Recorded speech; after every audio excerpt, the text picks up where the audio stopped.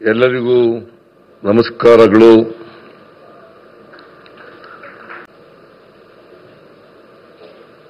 ರಾಷ್ಟ್ರದ ಪ್ರಧಾನಮಂತ್ರಿಗಳಾದಂಥ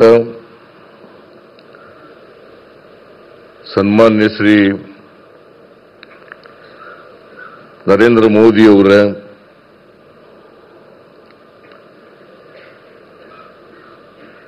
ರಾಜ್ಯದ ರಾಜ್ಯಪಾಲರಾದಂಥ ಸನ್ಮಾನ್ಯ ತಾವರ್ ಚಂದ್ ಗೆಹ್ಲೋಟ್ ಅವರ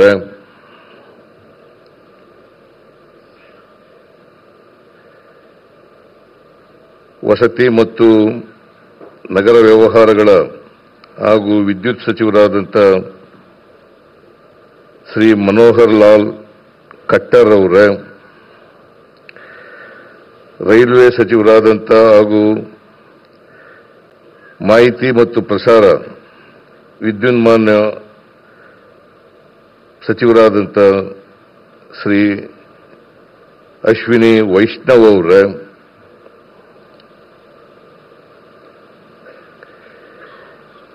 ರಾಜ್ಯದ ಉಪ ಮುಖ್ಯಮಂತ್ರಿಗಳಾದಂಥ ಡಿ.ಕೆ. ಶಿವಕುಮಾರ್ ಅವರ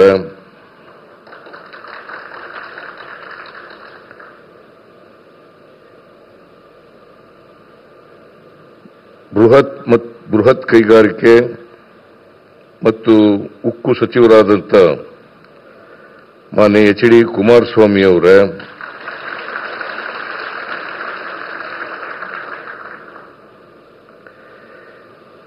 ಜಲಶಕ್ತಿ ಮತ್ತು ರೈಲ್ವೆ ಖಾತೆ ರಾಜ್ಯ ಸಚಿವರಾದಂಥ ವಿ ಸೋಮಣ್ಣ ಅವರ ಸೂಕ್ಷ್ಮ ಸಣ್ಣ ಮತ್ತು ಮಧ್ಯಮ ಉದ್ಯಮಗಳು ಹಾಗೂ ಪ್ರಾಥಮಿಕ ಮತ್ತು ಉದ್ಯೋಗ ಖಾತೆ ರಾಜ್ಯ ಸಚಿವರಾದಂಥ ಕುಮಾರಿ ಶೋಭಾ ಕರಂದ್ಲಾಜೆಯವರ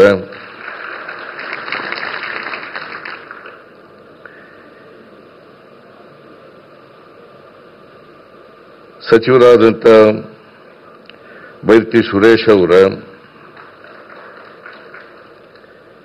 ವಿರೋಧ ಪಕ್ಷದ ನಾಯಕರಾದಂಥ ಆರ್ ಅಶೋಕ್ ಅವರ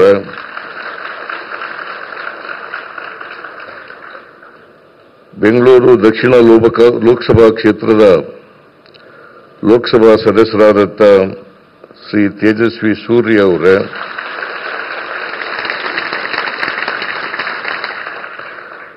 ಬೆಂಗಳೂರು ಗ್ರಾಮಾಂತರ ಲೋಕಸಭಾ ಕ್ಷೇತ್ರದ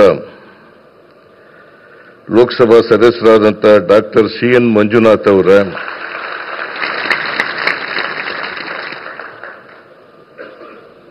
ಭಾರತೀಯ ಜನತಾ ಪಕ್ಷದ ರಾಜ್ಯ ಅಧ್ಯಕ್ಷರಾದಂಥ ಶಾಸಕರು ಆದಂಥ ಶ್ರೀ ವಿಜಯೇಂದ್ರ ಅವರ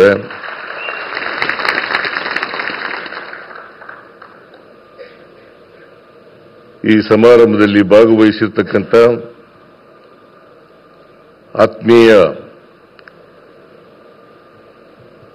ಮಹಿಳೆಯರೇ ಮತ್ತು ಮಹನೀಯರೇ, ಮಾಧ್ಯಮದ ಸ್ನೇಹಿತರೇ, ನಾನು ಮೊದಲಿಗೆ ಕರ್ನಾಟಕ ಸರ್ಕಾರದ ವತಿಯಿಂದ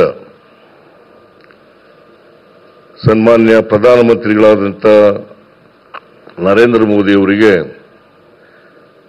ಬೆಂಗಳೂರಿಗೆ ಬಂದು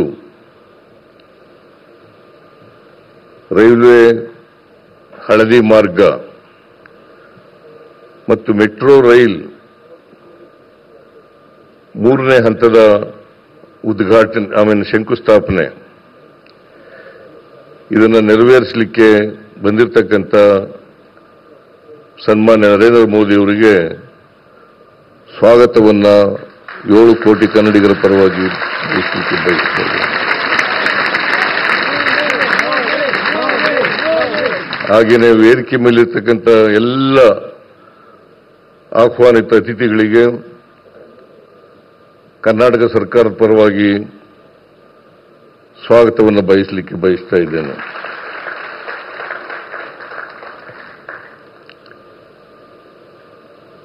ರಾಷ್ಟ್ರದ ಪ್ರಧಾನಿಗಳಾದಂಥ ನರೇಂದ್ರ ಮೋದಿಯವರು ಇವತ್ತು ಬೆಂಗಳೂರು ನಗರದಲ್ಲಿ 3 ಕಾರ್ಯಕ್ರಮಗಳನ್ನು ಹಮ್ಮಿಕೊಂಡು ಬಂದಿದ್ದಾರೆ. ಒಂದು, ಹಳದಿ ಮಾರ್ಗದ ಉದ್ಘಾಟನೆ, ಮೆಟ್ರೋ ಹಳದಿ ಮಾರ್ಗದ ಉದ್ಘಾಟನೆ. ಎರಡನೇದು, ಮೆಟ್ರೋ ರೈಲು 3ನೇ ಹಂತದ ಶಂಕುಸ್ಥಾಪನೆ. 4ನೇದು, ಒಂದೇ ಭಾರತ ಎಕ್ಸ್ಪ್ರೆಸ್ ರೈಲುಗಳಿಗೆ 3 ರೈಲುಗಳಿಗೆ ಚಾಲನೆಯನ್ನ ಕೊಡ್ತಕ್ಕಂಥ ಕಾರ್ಯಕ್ರಮ.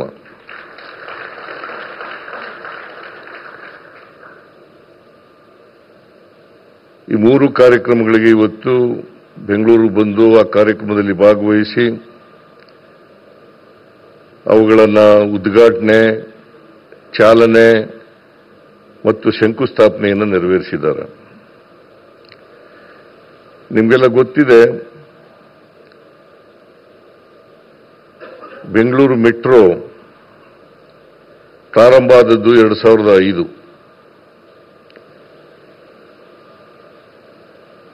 ಮನಮೋಹನ್ ಸಿಂಗ್ ರವರು ಪ್ರಧಾನಮಂತ್ರಿಯಾಗಿದ್ದಾಗ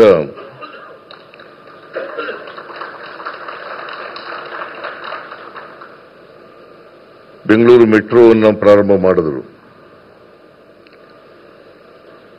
ಇದು ಕೇಂದ್ರ ಸರ್ಕಾರ ಮತ್ತು ರಾಜ್ಯ ಸರ್ಕಾರಗಳ ಸಹಯೋಗದೊಡನೆ ನಡೀತಾ ಇರತಕ್ಕಂಥ ಯೋಜನೆ.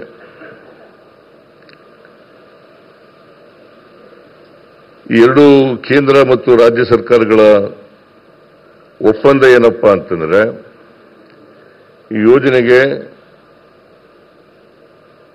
ಕೇಂದ್ರ ಸರ್ಕಾರ 50%, ರಾಜ್ಯ ಸರ್ಕಾರ 50%,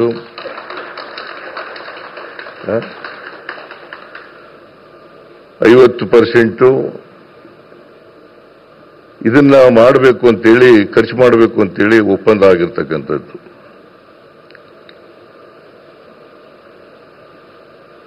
ಆದರೆ ನಿಮಗೆ ತಿಳಿಸಬೇಕು ಅಂತಂದ್ರೆ,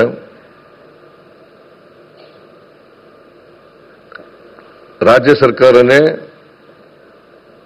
ಹೆಚ್ಚು ಖರ್ಚು ಮಾಡತಕ್ಕಂಥದ್ದು.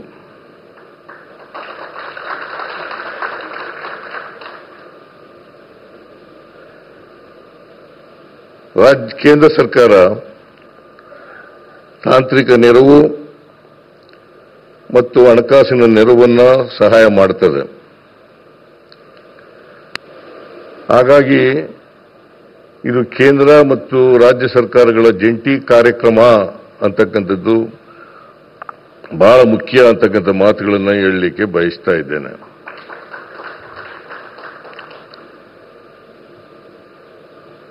ಈಗಾಗಲೇ 96.10%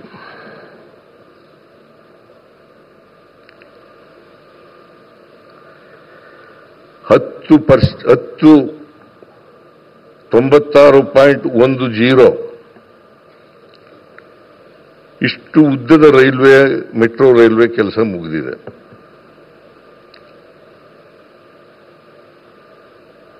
ಇದಕ್ಕೆ ರಾಜ್ಯ ಸರ್ಕಾರ ಸುಮಾರು 25,387 ಕೋಟಿ ರೂಪಾಯಿಗಳನ್ನು ಖರ್ಚು ಮಾಡಿದೆ.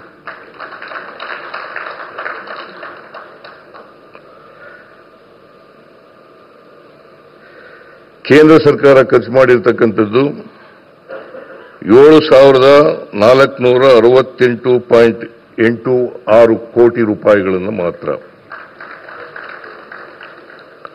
ಆದರೆ ಕೇಂದ್ರ ಸರ್ಕಾರ ಸಾಲ ಕೊಡ್ತದೆ, ಈಕ್ವಿಟಿ ಇಟ್ಟಿದ್ದಾರೆ. ನಾವು ಸಾಲ ಬಡ್ಡಿ ಸಮೇತವಾಗಿ ವಾಪಸ್ ಕೊಡಬೇಕು.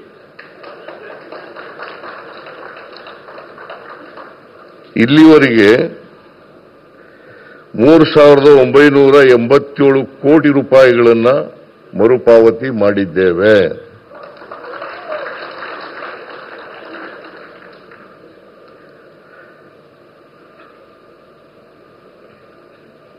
ಈ ಹಳದಿ ಮಾರ್ಗ ಇವತ್ತು ಉದ್ಘಾಟನೆ ಆಗಿದೆ. ಸುಮಾರು ಇದರ ಉದ್ದ 19.15 ಕಿಲೋಮೀಟರ್ 19.15 ಕಿಲೋಮೀಟರ್. ಇದಕ್ಕೆ ತಗಲಿರ್ತಕ್ಕಂಥ ಖರ್ಚು 7,160 ಕೋಟಿ ರೂಪಾಯಿಗಳು. 7,160 ಕೋಟಿ ರೂಪಾಯಿಗಳು.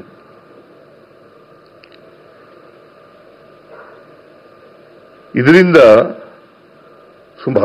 ಸುಮಾರು 3.5 ಲಕ್ಷ ಪ್ರಯಾಣಿಕರು ಪ್ರತಿ ದಿನ ಟ್ರಾವೆಲ್ ಮಾಡಲಿಕ್ಕೆ ಸಾಧ್ಯ.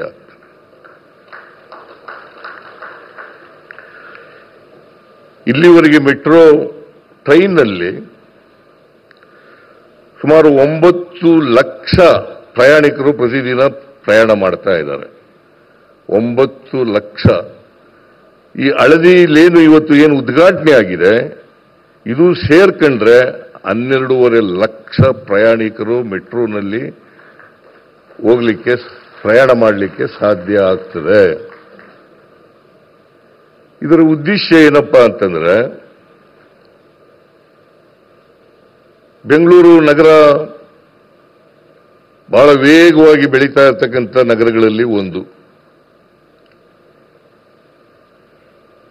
ಈ ನಗರದಲ್ಲಿ ಟ್ರಾಫಿಕ್ ಬಹಳ ಜಾಸ್ತಿ ಇದೆ. ಈ ಟ್ರಾಫಿಕ್ ಅನ್ನು ಕಡಿಮೆ ಮಾಡಲಿಕ್ಕೋಸ್ಕರವಾಗಿ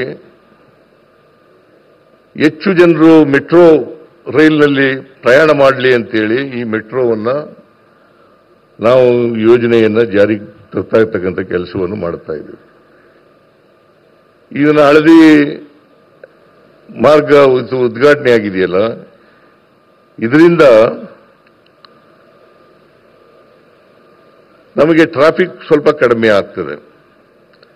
2030ನೇ ಇಸ್ವಿಗೆ 220 ಕಿಲೋಮೀಟರ್ ಉದ್ದದ ಮೆಟ್ರೋವನ್ನು ಮಾಡಬೇಕು ಅಂತಕ್ಕಂಥದ್ದು ನಮ್ಮ ಕೇಂದ್ರ ಸರ್ಕಾರದ ಉದ್ದೇಶ. ಅದು ಆದರೆ 30 ಲಕ್ಷ ಪ್ರಯಾಣಿಕರು ಪ್ರತಿದಿನ ಮೆಟ್ರೋ ರೈಲಿನಲ್ಲಿ ಪ್ರಯಾಣ ಮಾಡಲಿಕ್ಕೆ ಸಾಧ್ಯ ಆಗ್ತದೆ.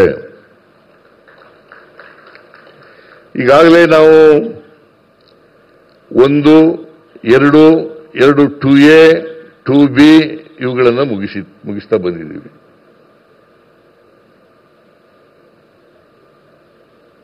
ಮೂರನೇ ಹಂತಕ್ಕೆ ಇವತ್ತು ಶಂಕುಸ್ಥಾಪನೆ ಆಗಲಿದೆ.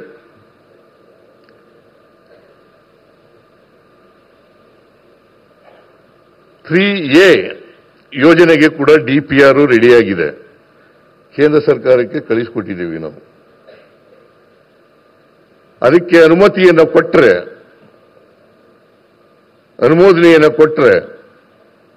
ಅದನ್ನು ಕೂಡ ಶುರು ಮಾಡಲಿಕ್ಕೆ ಸಾಧ್ಯ ಆಗ್ತದೆ. ಆಮೇಲೆ ಮೆಟ್ರೋ 4ರಲ್ಲಿ 53 ಕಿಲೋಮೀಟರ್ ಉದ್ದ ಇರ್ತಕ್ಕಂಥದ್ದು. 53 ಕಿಲೋಮೀಟರ್ ಉದ್ದ ಇರ್ತಕ್ಕಂಥದ್ದು. ಅದು ಆದರೆ 1, 2, 2A, 2B ಮತ್ತು 3 ಹಂತ 3ನೇ A ಆದರೆ 4ನೇದು ಕೂಡ ಆಗತ್ತೆ ಅಂತಕ್ಕಂಥ ಇದನ್ನ 2030 ಒಳಗಡೆ ಮುಗಿಸಿ 2030 ಒಳಗಡೆ ಮುಗಿಸಿ ನಾವು 30 ಲಕ್ಷ ಪ್ರಯಾಣಿಕರಿಗೆ ಮೆಟ್ರೋ ಟ್ರೈಲ್ನ ಉಪಯೋಗವನ್ನು ಮಾಡಿಕೊಡ್ತಕ್ಕಂಥ ಕೆಲಸವನ್ನು ಮಾಡ್ತೀವಿ. ಇದರಿಂದ ಬೇಕಾದಷ್ಟು ಟ್ರಾಫಿಕ್ ಪ್ರೆಷರ್ ಇದೆಯಲ್ಲ, ಆ ಒತ್ತಡ ಇದೆಯಲ್ಲ, ಆ ಒತ್ತಡ ಕಡಿಮೆ ಆಗಲಿಕ್ಕೆ ಸಾಧ್ಯ ಆಗ್ತದೆ. ಇದನ್ನು ಕರ್ನಾಟಕ ಸರ್ಕಾರ ಮಾಡ್ತದೆ ಅಂತಕ್ಕಂಥ ವಿಶ್ವಾಸ ನನಗಿದೆ.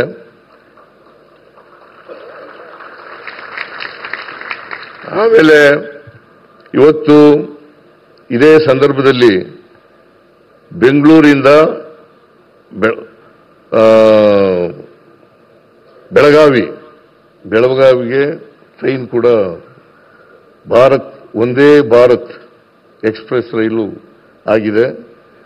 ಅದನ್ನು ಕೂಡ ಇವತ್ತು ಚಾಲನೆ ಮಾಡತಕ್ಕಂಥ ಕೆಲಸವನ್ನು ಮಾಡಿದೆ. ಇನ್ನೂ ಒಂದು ಅಮೃತಸರದಿಂದ ಶ್ರೀ ಮಾತಾ ವೈಷ್ಣವ ದೇವಿ, ಆಮೇಲೆ ನಾಗ್ಪುರದಿಂದ ಪುಣೆವರೆಗೆ 3 ಒಂದೇ ಭಾರತ್ ಎಕ್ಸ್ಪ್ರೆಸ್ ರೈಲುಗಳಿಗೆ ಪ್ರಧಾನಮಂತ್ರಿಗಳು ಚಾಲನೆಯನ್ನು ನೀಡಿದ್ದಾರೆ. ಇದರಿಂದ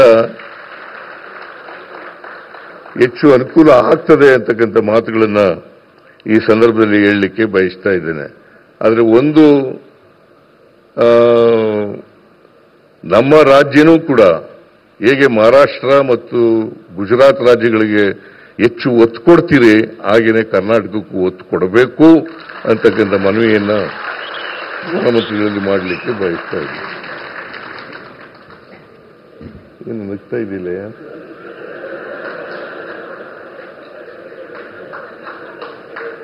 ಅಂತ ಹೇಳಿ ಪ್ರಧಾನಮಂತ್ರಿಗಳು ಹೆಚ್ಚು ಸಹಾಯವನ್ನು ಇದಕ್ಕೆ ಮಾಡಬೇಕು ಅಂತಕ್ಕಂಥ ಮಾತುಗಳನ್ನು ಹೇಳ್ತಾ ಮತ್ತೊಮ್ಮೆ ಪ್ರಧಾನಮಂತ್ರಿಗಳಿಗೆ ಸ್ವಾಗತವನ್ನು ಕೋರಿ ನನ್ನ ಮಾತುಗಳನ್ನು ಮುಗಿಸ್ತೇನೆ. ನಿಮ್ಮೆಲ್ಲರಿಗೂ ನಮಸ್ಕಾರ. ಜೈ ಹಿಂದ್, ಜೈ Karnataka. An inauguration of the project, and at the same time he has underlined the efforts and contributions of the government of Karnataka towards the success of the venture. So let's give a round of applause and thank the Honorable Chief Minister of Karnataka, Shri Siddaramaiah. ಧನ್ಯವಾದಗಳು sir. ಬಂಧುಗಳೇ, ಇದೀಗ ಐತಿಹಾಸಿಕ